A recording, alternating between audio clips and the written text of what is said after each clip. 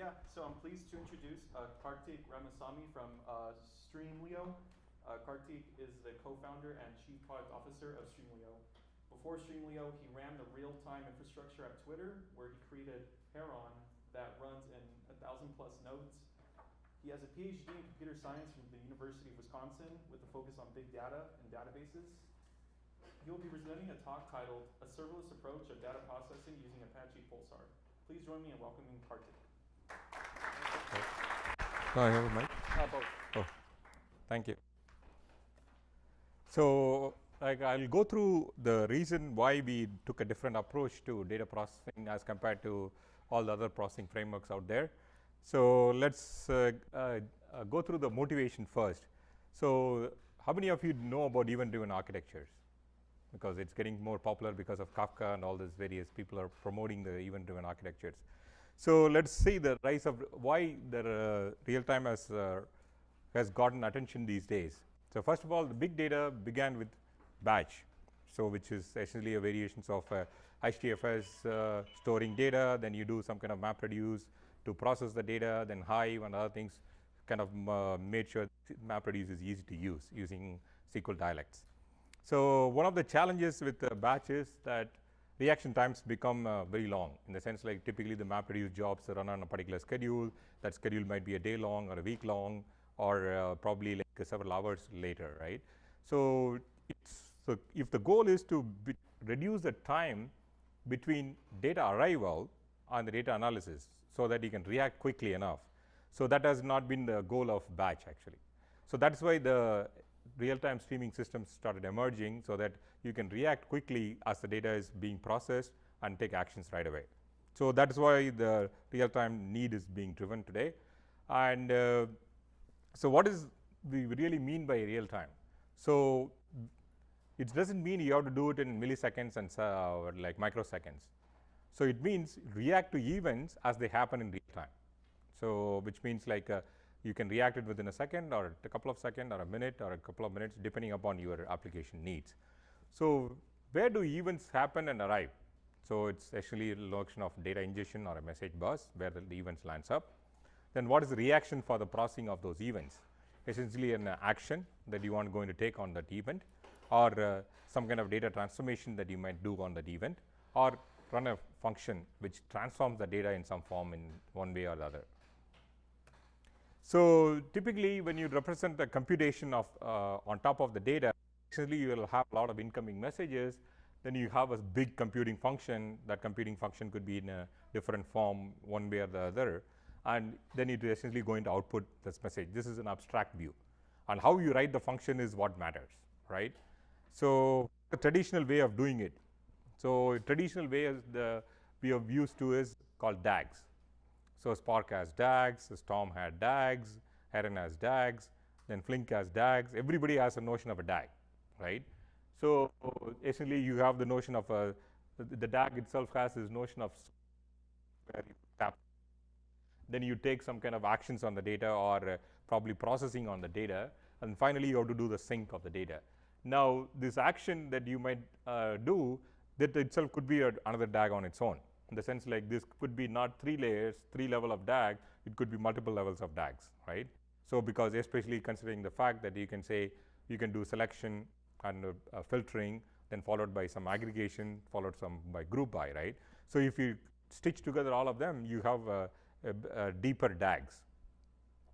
So, now if you try to write that in code, it extends like you need to know the API. So, what is that API for the DAG that I am writing into? So, again as a programmer you have the burden of doing everything. In this case what happens is like if you are going to split a sentence in the traditional Storm like API, how many of you know Storm? Oh, okay. How many of you heard about Heron? Oh, okay, it's more than Storm. So, the Heron has a lower level API which is very Storm compatible when you replace it at Twitter. So, essentially like you have to stitch together the program by yourself and see I have to get the sentences, then break the sentences using some kind of a Java library, then you have to emit the words provided by sentences into the next portion of the DAG, right? then you have to, for every node in the DAG, you have to write something like this, and you have to explicitly stitch them together. So that is one way of doing it. Then again, this is the same example, except the fact that it's a different bolt, which is doing the word count.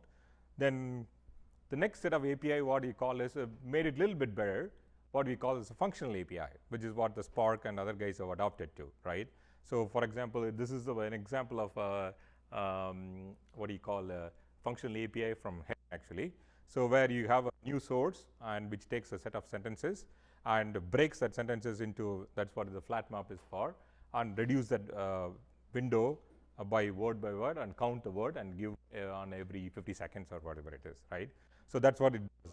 And the one thing that we found out is like this API is hard to even learn, and once you write it up, then somebody else who is coming and maintaining it finds it very hard to even understand what is being done unless you know functional programming, which a lot of people don't are not very capable of actually. So, one of the key characteristics of Compute 2.0 is, so the functional API is compact, but it's complicated because of the fact that you need to understand map, flat map, join, reduce by window applications and all the various stuff. So, traditionally in real-time systems, the messaging part of the system versus the compute part of the system are very different. So, for example, how many times have you seen a pattern where you end up having a RabbitQ, a RabbitMQ, or Kafka, or whatever it is, then you do use the Spark for processing the data coming over, right?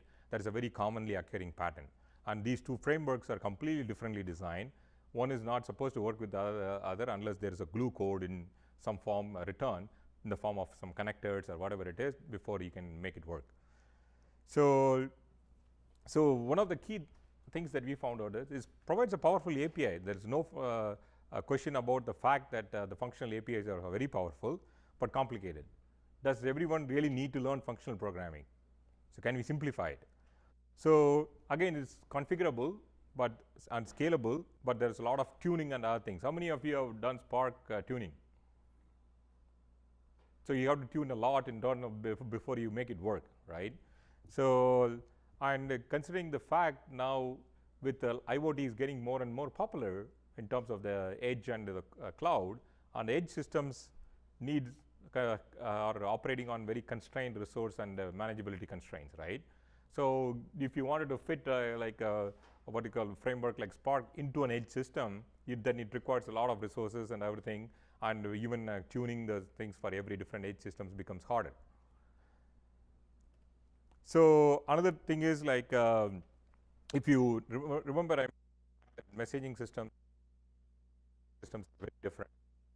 So if you try to bring multiple systems for each one of those capabilities, then you are adding more systems and try to what do you call operate them, which means you require different disparate expertise from the different systems, and that means the team becomes much bigger than what it needs to be. So IoT deployment, an example is have thousands of edge systems, and one edge system does not mean that the same edge system is not deployed across the board, across multiple manufacturing plants. It might be different for different plants itself. So then because of the separation of messaging and framework, there's a mismatch and sometimes a duplicate functionality between systems. Then it often leads to the fact that developer and operator friction. So developer says, I wrote this code certain way. Then operator says, no, you're overflowing the queue because of the fact that you wrote the code this way, right? So is there any way to simplify all these things? So what are the lessons learned? We talked to around 100 plus companies. I mean, Streamlio as a startup entity, we started after we left Twitter, and a bunch of ex-Yahoo and ex-Twitter folks joined together. Significant percentage of the transformations are simple. Like most of the talk to use case for your streaming is, this is ETL. For example, I want my data to be transformed in certain way and store the data in some place, right? And reactive services, I wanted to get the data as an event, then scan that file for any virus and store it somewhere else, right? Then classification, for example, if the data comes in, then I wanted to classify the data depending upon some content, boom. Then look at the simple fields in the data that is coming through and classify the data. And do simple aggregation like counting, finding trends, and then event routing based on some content. When the event comes in, then this event for this workflow has to go to this topic as compared to this topic, right? So then of course microservices is kind of a little bit in the long term vision, but significant percentage of the companies, around 80 or 90% of the companies said these are the various different use cases that we use streaming for. Now, in order to do these use cases, do we need to bring a complete DAG-like processing framework and on functional programming? Do we have to learn all of them? So that is why like we got inspiration to the cloud, the world of cloud. So how many of you have heard about serverless? So everybody has heard about serverless, and serverless in the form of Lambda functions has been promoted by AWS quite a bit, right? So what is the properties and the advantages of for serverless? Simple function API, and functions are submitted to a system, and you don't even aware of what system that you are submitted to. It runs on per event basis, and composing a function can do complex things, like if a pipeline of functions can do the DAG-like thing if you want, right? And it's also widely popular. Everybody knows about functional programming. Now let us look at how serverless and streaming can merge together in some form. So both are event-driven architectures. And if you look at streaming, function is, or the DAG is continuously running, and the data-driven processing is continuously occurring. As data comes in, process the data and pass on to the next guy, and process the data, pass on to the next guy. I mean, both can be used for analytics and data serving, because even Lambda can be used to do simple analytics where you simply counting the number of elements in a particular queue, or even like serve machine learning models where data comes in, learning model is represented as a POJO, and look up that POJO, and whatever the inference it generates, send it up to the output queue. And both have composition APIs, which is if you want like multiple functions running in tandem one after the other, you can have a simple configuration. Say this function A outputs to this topic, and that in turn takes as input topic to another function. You can chain those functions versus DSL for streaming. Then serverless, one big difference is serverless typically don't care for ordering, because it's more of a work queue basis. So the events are more of a work assignment, and when you have that work assignment, for example, take the example of a simple file virus scanning, right? So the virus scanning is a work, and every file is a work unit. So work unit comes in, then file, and there is no need for guaranteed ordering of what files are being scanned for virus, as long as they are being scanned for virus, right? So like typically serverless typically don't care ordering. On the other hand, in a streaming kind of environment, we need some kind of ordering within a partition, so that you say when you compute the count over a particular window, then you need to make sure that order is maintained so that the count is for that window, right? So and serverless pay per action basis, right? And that is a function of really how the product billing interfaces work, right? Now what is needed? So what we kind of looked at and invented something called stream native computations. So take the insights that are gained from serverless, which is make it simple. Again, any API should be just method, function, or a procedure, whatever might be that you want to call. Multi-language, people are used to different languages themselves. I know Java, some people know Python very well, some people know Go very well. So how they can write it in the native language itself. Then this allows to scale the developers. I mean, you don't, when you hire for in your company, so you get the developer in a particular language, they can be productive right from the day one, rather than going through a learning curve of functional programming, Spark, and all the various things. They can directly, you can scale the developers quickly as easy as possible, and still use all the concepts that you are so used to, like the message bus concept, input, output, log as topics, which everybody knows, and keep the runtime flexible. Either you run it locally when you are doing an IDE-based development, then you can deploy to what you call a dev cluster, then you can deploy to a production cluster. Even within them, you can run it as a what you call attached to a particular broker, bookies, or a scheduler, whatever might be there. What we call as a flexible runtime. Now, so that is where the idea of Apache Pulsar functions are formed. Now, I have not told you what is Apache Pulsar yet. So let me go through that first before I get into back to the Pulsar functions. So what is Apache Pulsar? So Pulsar is nothing but a hyper-converged data platform that includes messaging, durable log storage, and lightweight processing. Lightweight processing is the function-like processing, and it's completely open sourced. And this was developed by Yahoo 4 years ago, and it was open source just 2 years ago, and it has been running in production in Yahoo for the last 4 years. And after we started the company based on Pulsar, around 15 companies are running in production already. Because of the fact that the Pulsar is a way better architecture, and I will go through a little bit of those things in the subsequent slides. And so this is completely open source. You are allowed to use it. If you have any questions, you can. There is open source Slack. We can we staff it up, and if you have any questions, we'll be able to get back to you. So how different is Apache Pulsar regular messaging systems like RabbitMQ, Kafka, and all the various things that you've heard a lot about? First is durability. So you never lose data in Pulsar.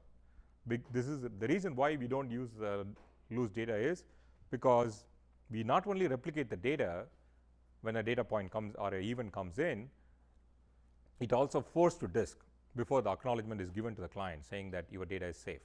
So that means your 3 copies are depending upon the quorum or whatever the number of replicas that you wanted to configure, it makes sure that the data is replicated and synced to disk similar to database transactions. So we support transactional kind of semantics for durability. Then it guarantees ordering within a partition. It's like this is similar to what a lot of people do. And it also provides delivery guarantees in at least once, at most once, and effectively once. Now the key difference is our performance between all 3 different semantics is pretty much the same. Because whenever you use other systems, exactly once has a much lower performance and throughput as compared to our exactly once. The reason being the fact we use the notion of what you call deduping. Underneath, whenever you publish the same message with the same message ID and the sequence ID, and from the same producer, we know how to dedupe the messages. So that effectively guarantees exactly equivalent to exactly once, right? That's why our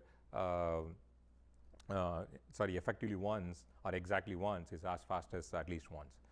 Then geo-replication is out of the box. So in the sense like if you have multi-data centers, you want to replicate from data center A to data center B. So it's just a couple of configuration, it will automatically configure. In fact, Yahoo runs Pulsar on a 8x8 mesh replication. So and including applications like Yahoo Mail, Yahoo Finance, and Yahoo Ads, and Yahoo key value store, duplicating the logs over 8 data centers, all run through this geo-replication. And another thing is multi-tenancy. Can you guess how many clusters of Pulsar clusters Yahoo uses? 2? Yes. Just 2. One for dev and one for production. That's it. And 80 teams share the cluster. I mean, one either when they're doing development or when they're doing production, 80 teams share the same cluster. The reason why is because we support multi-tenancy. So every group gets a quota and isolation, soft isolation, hard isolations, everything, so that one DevOps team manages the whole cluster, and you can each team can be onboarded, and everybody gets their own set of way by which they have an isolated resource configuration.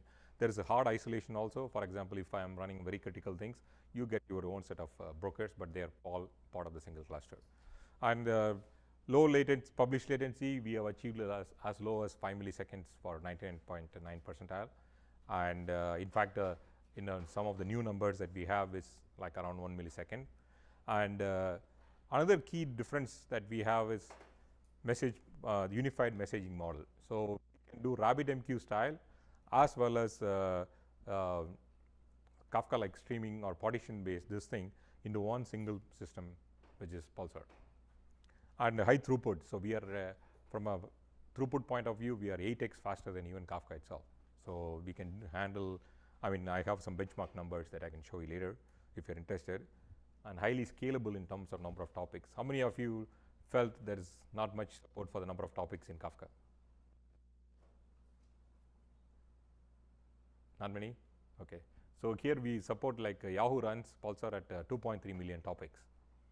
And one of the use cases that somebody who's running Pulsar in production is they assign each topic to one consumer. For example, It's very similar to Uber, like this startup in Europe, and they use one topic per consumer taxi service. So which means that session where the messages and everything has to be pushed to the user will be allocated a particular one topic exclusively, and once the service is over, that topic will be assigned to a new user. So that way what they can do is at any given time they can support 2 million users in one shot.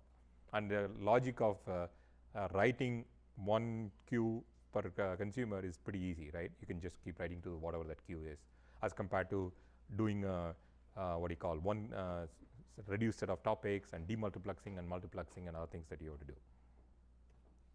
So what is the clean differentiation in terms of architecture that Pulsar provides? So Pulsar has a two-level architecture. One is called the Pulsar broker. The other one is called the bookie. So the brokers are essentially doing the job of serving, and the bookies are essentially the job of storing data. So what the key thing is you have to understand is the separation of serving versus storage. So that is the key architecture, and we also converged into the same architecture like what Twitter did and Facebook did, as well as Snowflake did, because this is the architecture where it allows you to scale the storage if you wanted to keep the data as much as you want in terms of infinite data storage or infinite data retention. At the same time, when you want the serving to increase, for example during Oscar time or during Super Bowl time, the amount is needed might be much high. So which means you can increase the number of brokers explicitly or doing dynamically whatever the logic that you want it to be. So without having to impact the what do you call the resiliency of the system or the continuous system operations. So that is the key difference. And so that is what I mentioned about separation of storage and serving, which allows you to the scale to be independently depending upon the load situation. In fact, in Twitter, one of the use cases is there used to be a data used to be if a data is like 1, then 20 times the amount of data will be served. So essentially, like the inbound data is for Twitter is around 400 terabytes to 500 terabytes a day, and the amount of serving that we do is around 20 petabytes a day, something around that, like around 40 or probably around 10 petabytes a day of serving. So which means the same team, multiple teams use the same data for doing something different. One team might be doing fraud analysis, another team might be using engagement analysis, how people are engaging with Twitter, and now another team might be analyzing the same data about product features. So that many fan out is occurred. So which means the brokers can be increased heavily, whereas the storage does not have to be increased heavily. So the another very big thing is the fundamental design in the ultimately how the data is stored. So in Kafka, if you look at a single partition is a logical view, and the same partition is stored in the broker and replicated across multiple brokers. So which means one partition is tied to a particular broker who is a leader, and also the tied to a size of the or limited by the size of the disk that partition is mapped into in Kafka. In our case, because of the fact the separation of storage and this thing, Pulsar breaks the partition into multiple smaller segments, and the segments are sprayed as into the storage nodes. So for example, segment 1 is stored in bookie 1 and bookie 2 and bookie 4, not in bookie 3. At the same time, segment 3 or segment X is stored in different set of bookies, right? So there is no, as long as 3 bookies are available, I can continuously keep writing data.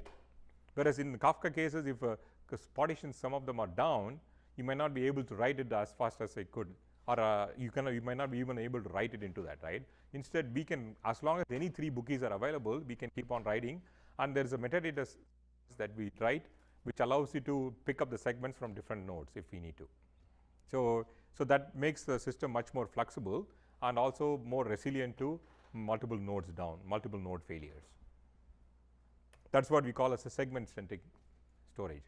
And also like the flexible messaging model. So there are multiple subscriptions, like consumer groups, like you call it in Kafka. So here we have the notion of exclusive subscription, which is consumer only one consumer can consume out of a topic. Then any other consumer connects, it will get an error. Then if you want some other standby consumer, then you have the notion of failover topic. So where one consumer will be consuming, on the moment that fails, the messages will be routed to the standby. And in these two cases, ordering is guaranteed. So, and remember I talked about the unified messaging model, right?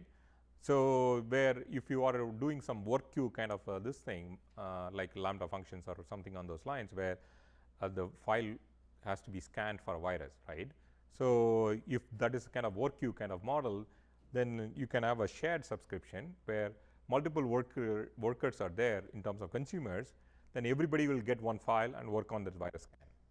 And if one goes down, that message is given to somebody else to process it. And this one does not guarantee ordering because of the notion when the failure occurs, the order will be not guaranteed at that time, right? So multi-tenancy, as I mentioned, so multi-tenancy in the form of in the Pulsar cluster has this notion of what you call a property / tenants, and within tenants you can have these multiple namespaces, and within namespaces you have the notion of topics. So at the tenant level you can control, at the property level you can control the quota and all the resource usage and everything. Then I said multi-cluster replication, which is across data center, where you can inject data in one data center, you can consume data at the different data center, or you can just use it the data to be copied and kept there in another data center and consume only when there is needed for this thing. So one of the another features that people have asked from banks is, if one consumer is consuming from one data center, another consumer is not activated at another data center. So when another one data center goes down, can we, the other consumer that is not consuming out of that another data center can start off where the other guy left. So which means like some kind of a way by which the offsets of where the processing is being done will be replicated all the way through, so that the consumer in the data center B will start at the offset that the data center has guaranteed processing. So that is coming in the next 2.3 version. So now back to, I mean, that is a short introduction to Pulsar. I mean, Pulsar has a lot of other features that I didn't even talk about. One of them is infinite retention. Another one is like even though when you have infinite retention, when you operate on the cloud, you don't want to run ever keep all the data in the bookies. We can even tier it such a way that the data from bookies automatically goes into S3. So without having to, you just have to make a configuration saying that, hey, by the way, any segments that are older than more than a day, just copy it to S3, automatically do it transparently. But when you ask 1 day old or 2 day old data, it replay back from S3 through the Pulsar brokers into your applications. So those things already available with the launch of 2.1 that you did last month. So now coming back to Pulsar functions, so there are multiple set of APIs. One is SDKLS. You just write a function like a similar Java function, override, do whatever you want, and you will be given an input, and it will manipulate that input, whatever the way the input has to be manipulated, and return it. That's it. Then you can compile it as a jar and launch it. So you don't have to learn new API, this thing. So it is more or less stateless. Very simple API where we have the similar this thing called API Pulsar function, and we provide you the context. And what does the context allow you to do? So we can do stateful functions. For example, let us say you wanted to count distributed counter. Remember, these functions are not running only one at a time, because the topics in turn can have partitions, and each one function instance will be attached to each partition of a particular topic, so that you can run these functions as many instances as you want, bounded by the number of partitions of a topic. So if you have 10 topics, if you have 10 partitions of a topic, if you run 5 functions, then each two partitions will be assigned to one function instance, right? And now when these functions are continuously running, think about how do you want to do a windowed count? How do you do this? So that's why we support something called distributed counters, where in the context you have the notion of a state. I think like that is the next. So in the context there is a notion of a state, and you can increment the count in that state. Then now because Pulsar has the storage, distributed storage, and the state is stored in a distributed fashion, and all the state coming from different function instances gets coalesced into a particular state wherever it is. And because of the state is so global, even if a function instance dies, the state global states, all the various things are persisted, and it gives accurate count all the time. So if you look at the function is executed for every message of input topic and supports multiple topics. A function does not mean that it will take only one topic. It can take data from multiple topics, and function output goes to output topic. Output topic can be void, in the sense like, for example, if I'm just computing something and write some Cassandra or whatever it is, so which means the output of a function is nothing. Instead, we are writing into Cassandra. So serialization, deserialization takes in the serialize the messages that the function gets from a topic, and again serialize back when it goes into the output topic. So you can do a custom serialization, deserialization also, and we can integrate with the schema registry. So every topic, if you have a schemaless topic, or if you have a schemaful topic where the topic or schema is defined using schema registry, and by the way, Pulsar supports schema registry, and not only in Avro, in protobuf, in JSON, and we have thrift support, and a few more support is coming as well. It integrates with the schema registry. So Pulsar functions also guarantees different delivery semantics or processing guarantees. At most once, the message is act to Pulsar as soon as we receive it, as soon as the function receives it. Then at least once, the message is act after the function completes. The default, this is the default behavior, because not many people want to lose the data. Then effectively once, which is exactly once, uses the Pulsar's inbuilt effectively once semantics. Even if you process and publish the data again, the same data again, it will dedupe it, right? So, and again, like all you have to do is set a knob. I want this semantics. That's all you have to set. You don't have to write the code in such a way that you have to guarantee each semantics. Instead, you just set some config variable and write the code normally. It will take care of the semantics for you underneath. So as I said, functions has this notion of built-in state. The state is stored in the book keys, which is called the stream store, and the framework itself provides a simple library around this, and supports server-side operation like counters and window management, and so no need to set up anything extra for bringing state and everything, because of the fact that we already have the storage is automatically provided for you. So this is how you write a simple state. So you have the context, you split the word, then context.increment based on that word. It's like a simple key value kind of capabilities. And how much you increment, that you just say how much you increment. And finally, you can there are other APIs that you can do from the Pulsar, which says give me the count of this word, this key, then you can extract that value out of it when continuous computation is going on.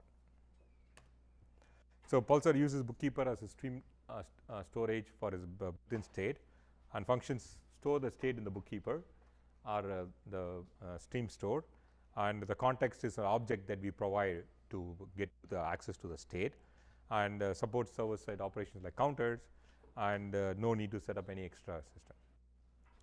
So now, how do you deploy functions? So you can run it as a standalone application. So that is what you do, like we call as a standalone process on your laptop, and run as many instances as you want, and framework automatically load balances the data. Then you can run it in a scheduler like Mesos, Kubernetes, Nomad, and your favorite tool as well. Then you can run it inside the Pulsar cluster where the broker is running or bookie is running as well. So either as threads or process or Docker containers in the same machine, because that depends on the sophistication of the deployment that you want, right? So unified messaging and compute in a single cluster, significantly improving messaging capabilities. Then this is also very useful for edge computing, because in edge computing, if you want the logic where, hey, the edge, because most of the time edges generate a lot of data, and most of the 80 or 90% of the data is noisy data, right? And how do you filter this noise? So you write a simple function, you can test the, and then function can be submitted using a REST API, which is bundled everything into the what do you call the tool or whatever. Or if you want to write a REST call to submit your function jar, you can completely submit to an edge system that might be running remotely, and that will start running the function right away. So it's ideal for a smaller edge deployment where you have one Pulsar, one bookie, and one set of function worker continuously running, and you can run as many functions as you want, and it's less resource constrained as well. So stepping back, where does just coming back to put where the functions actually find their place. So there are complicated interfaces like DAG and everything that's needed for sophisticated processing, but as we saw based on talking to several companies, 80 to 90% of the workloads are very simple, and so that's what it means, like ETL, counting, routing, replicated services. So use simple tools for simple things. Don't complicate the system as. So again, use cases, as I said, edge computing where sensors generate tons of data, local actions like simple filtering, threshold detection, regex matching to filter the noise, and manageability is a big concern if you have, especially if you run multiple frameworks on the edge node, right? One single data platform to do all of them, and the less moving parts, the better. And again, because of the fact resource constraint, you don't need full-blown schedulers and job managers and everything to deal with it. It can run it within the simple worker kind of environment in a single platform. And the second use case is model serving. So once you compute the models, how do you do some serving of the model? So models are computed via batch offline analytics. Then incoming requests, when the data comes in, you should look up that model and say what is the inference for that data point that is coming in, right? So the function is a very natural representation for this classification action, and the model itself can be stored as a POJO object in the bookkeeper because we do have the storage. So the functions take that model and put it in memory as the data is coming into the topics, look it up, and send out what is the inference in an output topic. So roadmap, so we already support Java, Python, and we are going to support Go and JavaScript and C++, and we are also going to do some cross functions like simple functional composition API using YAML, and more state operations are coming towards functions too. And as I said, Apache Pulsar has been in production for now it's 4 years, serves 2.3 million topics, and processing, I think 100 billion is what officially we can give out, but it's much more than 500 billion messages. And zero data loss, 80+ teams are using it, and the self-served provisioning, automatically you can go and click some of these things and you can create a tenant and you can provision, so that it's one single cluster and multiple teams can use it. And it also supports 8+ data centers, and all the popular Yahoo applications are being used. And these are the companies already using our stuff, and I didn't put all the companies yet because we are trying to get some permissions from folks whether we can share the information publicly that they are using Pulsar. But as far as I know, we are around 12 to 15 companies already using it, and more financial banks and other people are getting onboarded in another few months or so. So that's it. So stream compute or native compute also is a new paradigm in messaging / compute systems. The native storage that we already provide is the new paradigm in the storage system itself, because we have the notion of what we call stream-based storage or stream storage itself. And the Pulsar function provides a bridging capability between messaging and the storage system, which are all the streaming applications that you need. And if you are interested in Pulsar, you can go to that website or Pulsar functions, or just type Apache Pulsar in Google, you will get to the place, and you can have a lot of documentation that you can read about. So, and that's it. Any questions? Yeah. Yeah, you can do that. There is a Ansible script to do that, and once you bring up the Pulsar cluster, then you can you have to bring up the workers for those function running. Then you can launch your functions. Yes. Yeah, you can deploy it on-prem. So only the ops DevOps team will know about it. Developers don't have to know anything about it. All they need is the Pulsar client CLI to submit the functions. That's it. Any other questions? Can we have your contact information? Okay, so let me type it.